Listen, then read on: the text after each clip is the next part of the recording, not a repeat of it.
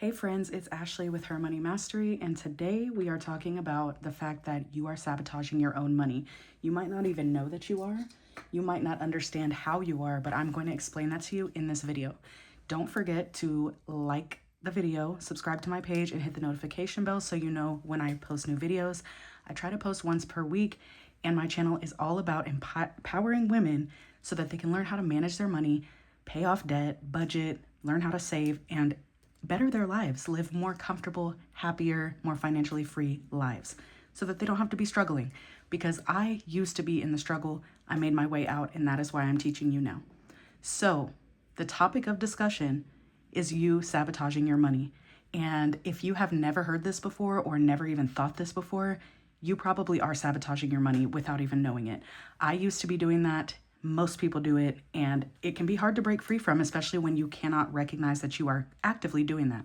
So it all comes down to basically your identity, okay? And there are a few different areas we're going to talk about, but the first is how you think. All of these areas that we're about to talk about, please understand, these impact every area of your life, not just money, but they do heavily impact your money, your ability to get more money, your ability to hold on to money, your ability to make new money, etc., is all impacted by your personal identity that you have crafted in your mind and the way that you think, feel, act, talk, etc. This will bleed into every aspect of your life, not just money. You will be surprised how this will ripple through your entire life. So, how you think. And I'm not just talking about do you think money is good or bad? Although that is part of it. But when you think about money, how do you feel immediately? This is what I need you to think about. If I say, here, I'm giving you $10,000, how do you feel? You might feel anxiety in your stomach. You might feel tightness in your chest. You might feel immediate disgust, like I could never have that much. That is because you think you are not worthy of it. You think that you are not able to hold on to that much money. You think you're not the type of person who would have that much money. And this is not something that just happened overnight. This is something that you crafted for your whole life. And what did you watch your parents doing? How did they handle money? How does society around you handle money? Your friends, your family, the TV shows you watch, how do they talk about money? And how has that shaped your inner thoughts? Because if you think that you're not the type of person who can hold on to money or who can be good with money or who can accumulate wealth or be a millionaire, that is part of the issue. Your thoughts are going to reshape the way that you act in your life, which is therefore going to impact your actions when it comes to your money. And this can sometimes be subconscious, and it's a crazy thing. So think about that. The second thing is, how do you talk?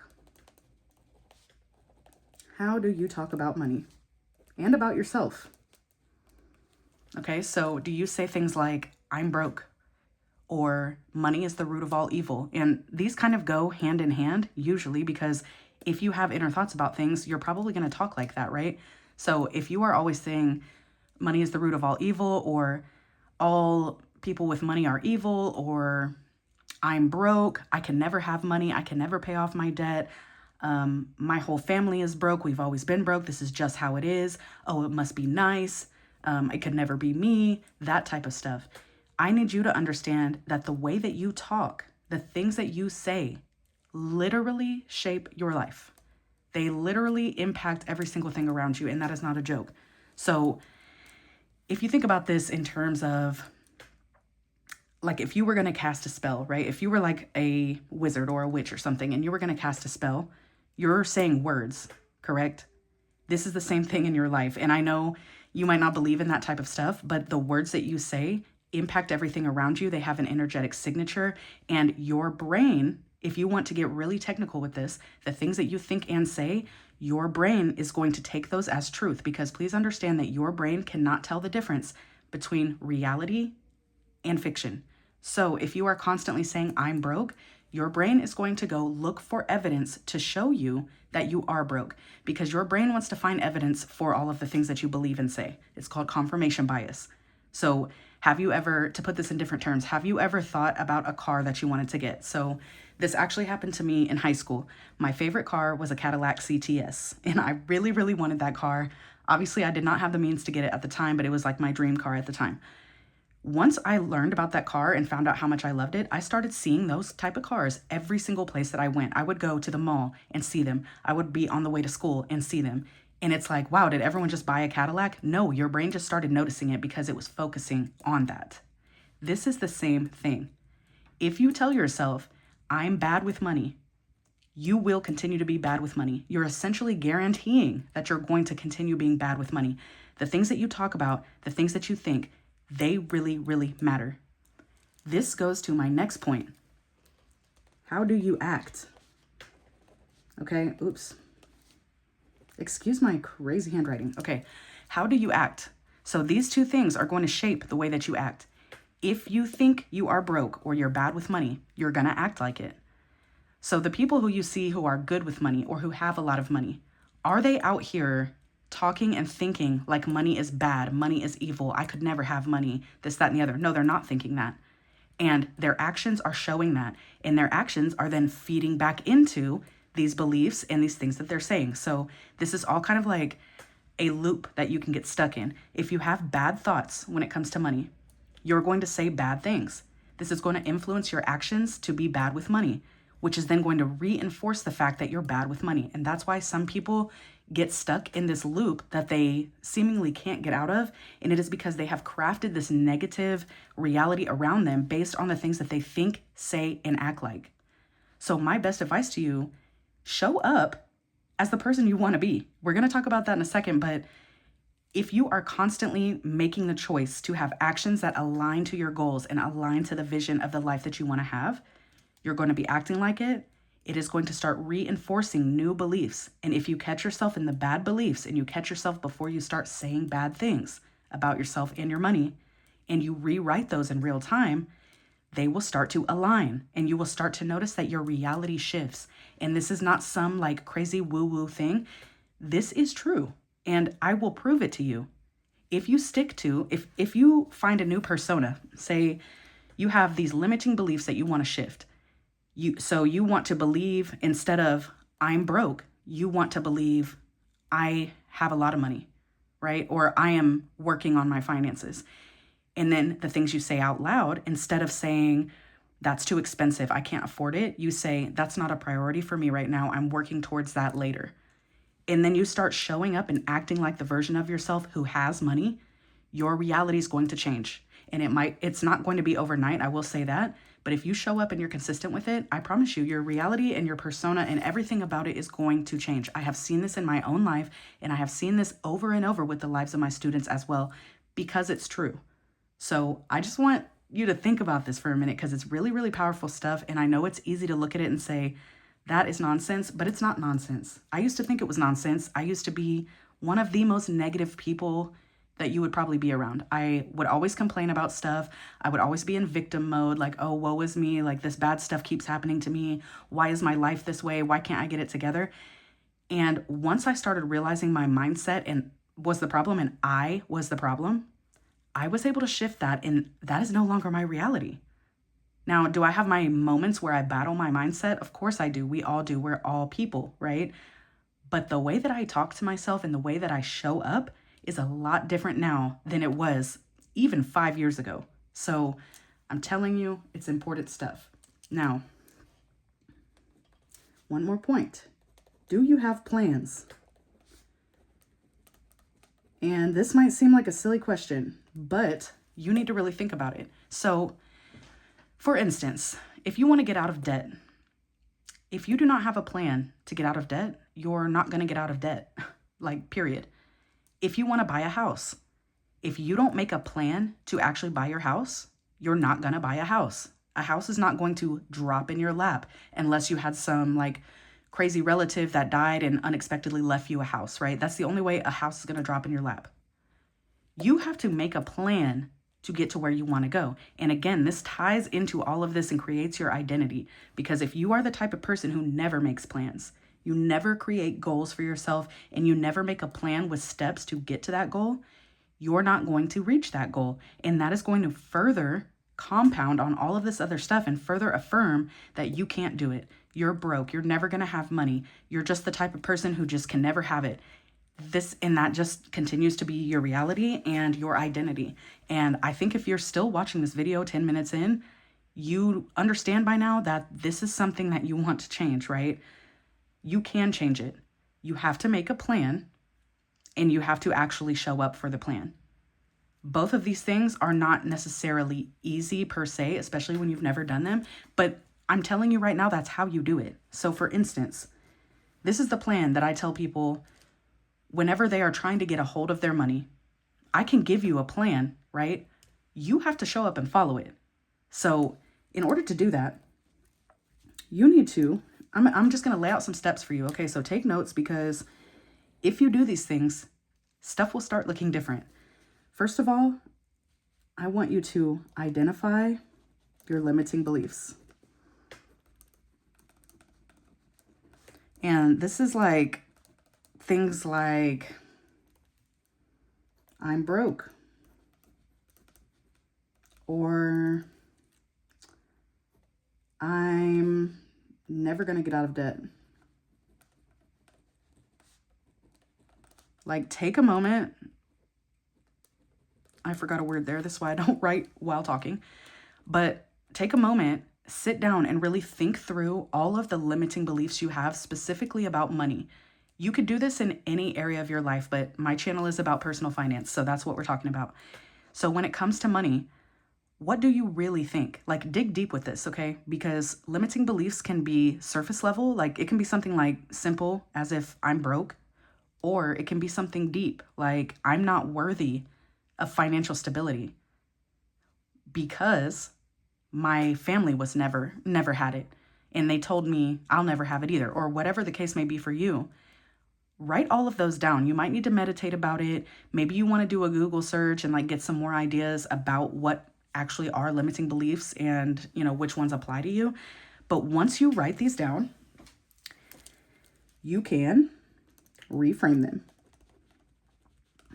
So like I said earlier, maybe instead of saying, I can't afford that, maybe one of your limiting beliefs is, I can't afford that.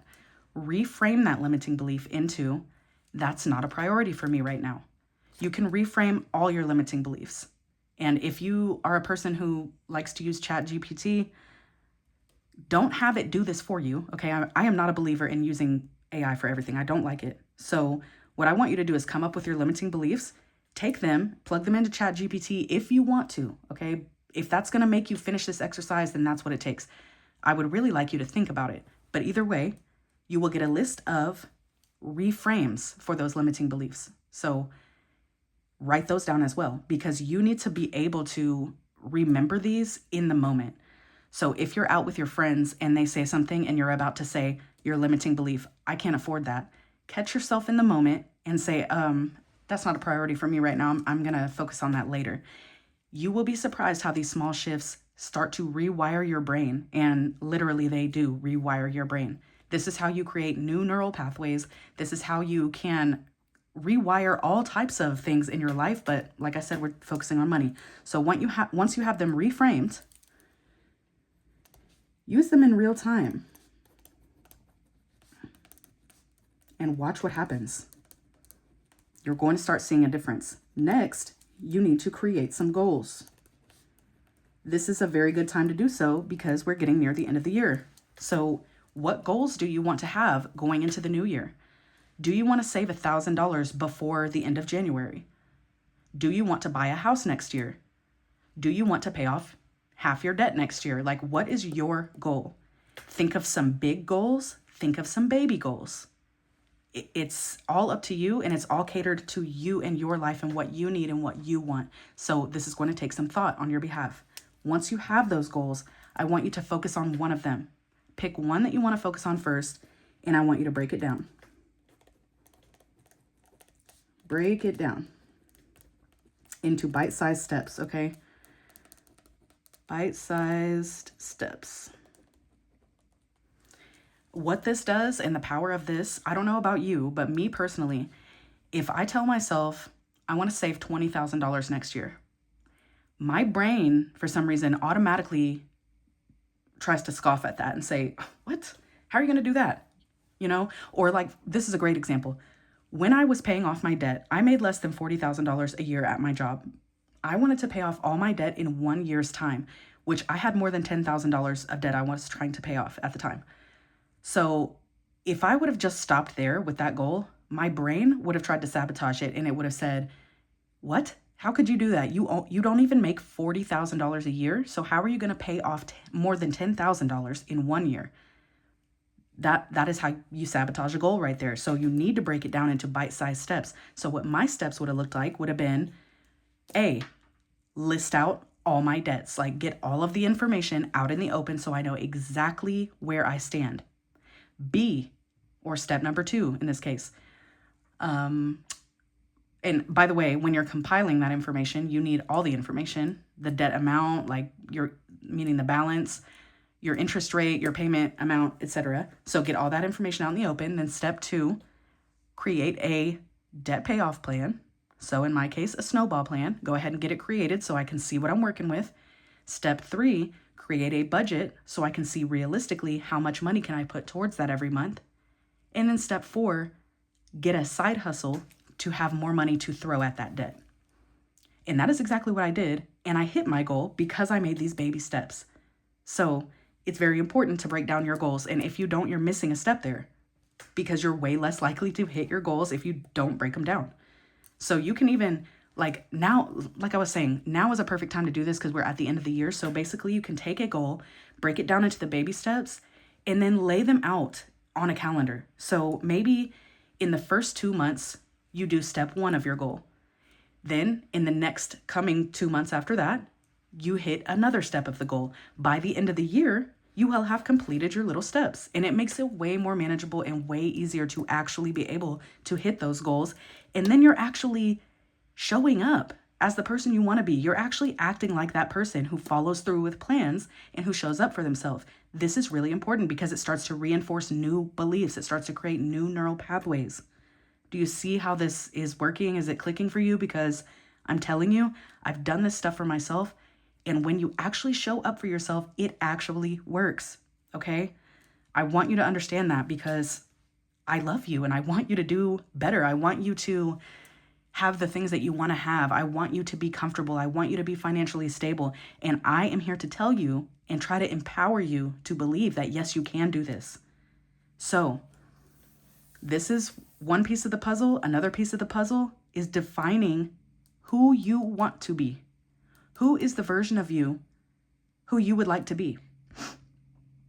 Like, really think about it and write it down, such as, think of your future self, okay? What does she look like? Is she dressing up every day? Is she hitting the gym every day? What kind of car is she driving? What kind of job is she working? You know, where does she live? All of these little details that define who you are as a person, write those down in the ideal version. Because when you have that ideal version outlined, it is easier to start acting like her right now. Once you can start acting as that aligned version, it starts to merge and you start to actually become her. That is how you kind of like quantum leap your life, okay? I've done it. So please believe me when I say that it works. It does take time. It does take you showing up, being consistent, even on the hard days. Like, I understand that that is not easy to do, but you can do hard things. And this specific thing is worth it. Okay, so you show up. I guarantee you, if you sit down right now, you make some plans, you break it down into baby steps, you define your future self, and you start showing up as her right now, you start reframing your limiting beliefs, and you are doing all of this for all of next year, I guarantee you, you will be at the end of the year a new person. You will change your entire life in the course of 1 year if you really, really focus. And I know that it won't be necessarily easy, but it will be worth it.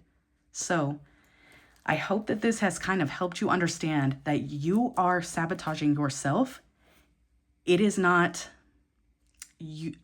I mean, it is technically your fault, bestie, okay? I don't shoot the messenger, but you have the power to change it.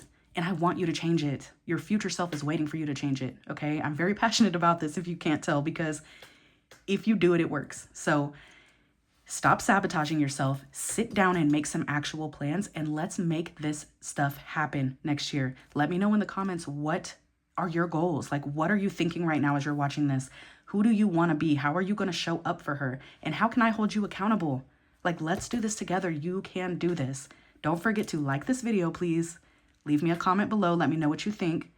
And show up next week because I'll be back again with some more content. Go follow me on TikTok and Instagram as well. I post a lot more content there. I post every single day on both of those platforms. So if you want to follow me over there, cool. And I'll see you next time. I promise you can do this. Let's make some plans and have an amazing year next year. You got this, friend.